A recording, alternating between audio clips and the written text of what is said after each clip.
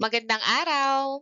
Ngayon ay tutuloy natin ang ating aralin sa composing and decomposing numbers.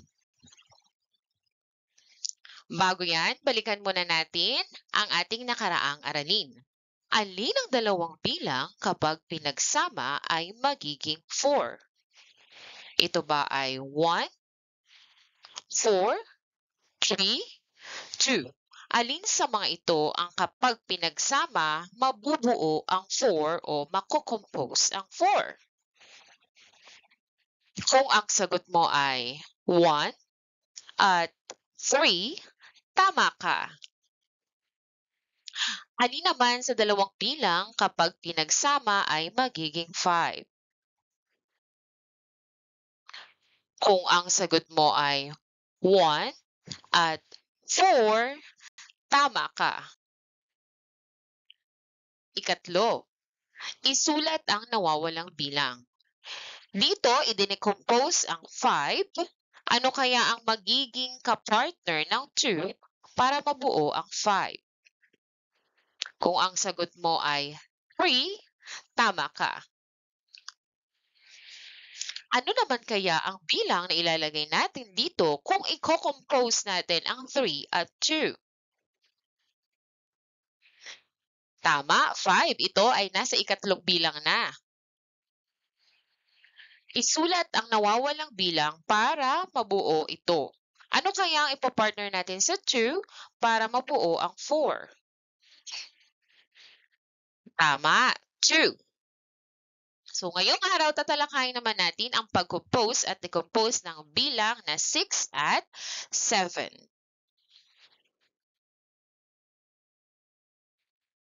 Pumitas ako ng 6 na mangga sa aming puno.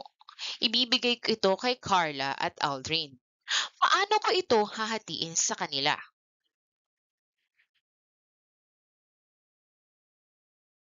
Narito si Carla at Aldrin. Paano mo kaya hatiin ito na walang magtatampo sa kanila? Sige nga. Kung ang naisip mo ay tig-3 sila, tama ka. Dahil pareho ang bilang nila, walang naglalamangan sa kanila, matutuwa sila pareho.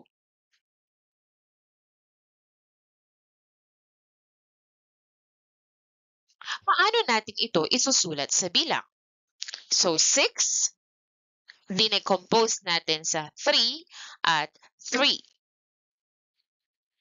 Tingnan ninyo ang table. Ano pa kaya ang mga posibleng bilang na kapag pinagsama ay 6? Naibigay na ang 3 at 3. Ano pa kaya? Kung lalagyan natin ito ng pattern kagaya ng una nating ginawa, ano pa kaya ang pwede nating ilagay dito? Dito kaya sa una. Yan, pwede nyo ilagay muna ang 0 at 6 kung nahihirapan kayo. 0 at 6 makes 6. Ano pa kaya ang pwede? Kung naisip nyo ang 1 at 5, tama kayo. Sige nga, ano pa kaya? Kung naisip nyo ang 2 at 4, tama kayo. Ano pa kaya?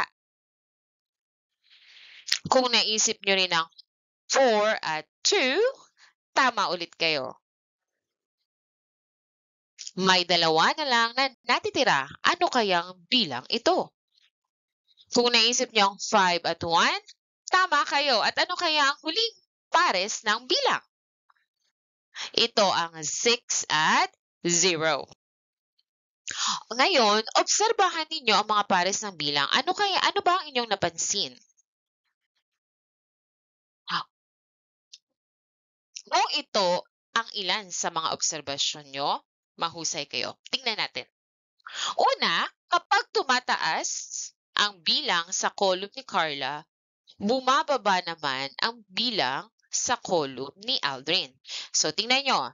0, 1, 2, 3, 4, 5, 6. Tumataas siya ng isa.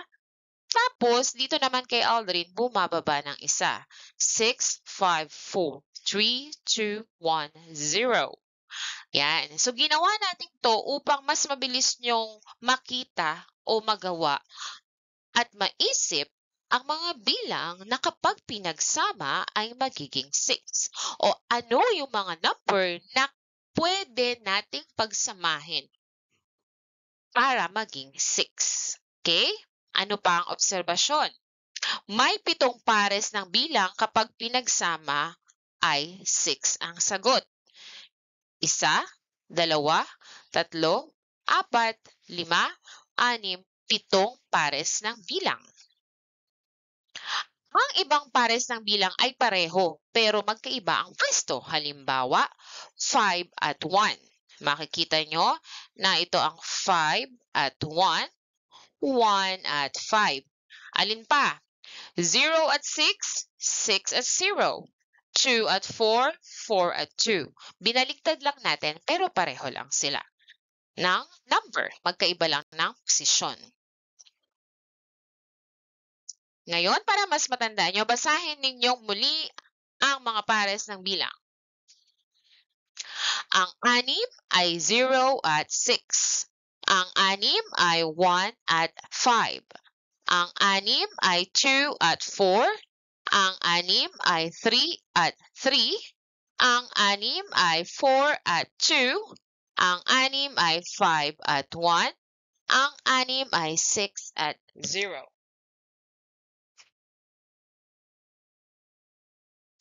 Ano nga muli ang tawag natin sa proseso ng paghahati natin ng 6? Tama, ito ay tinatawag na decomposing number. Buo yung 6, hinati natin ito at ito ay tinatawag na decomposing. Ang tawag naman sa pagsasama ng magkahiwalay na bilang ay composing kung inyong natatandaan. Ngayon, pagsamahin natin yung pinaghiwalay nating bilang. Ang 0 at 6 ay 6. Ang 1 at 5 ay 6. Ang 2 at 4 ay 6. Ang 3 at 3 ay 6. Ang 4 at 2 ay 6. Ang 5 at 1 ay 6. At ang 6 at 0 ay 6.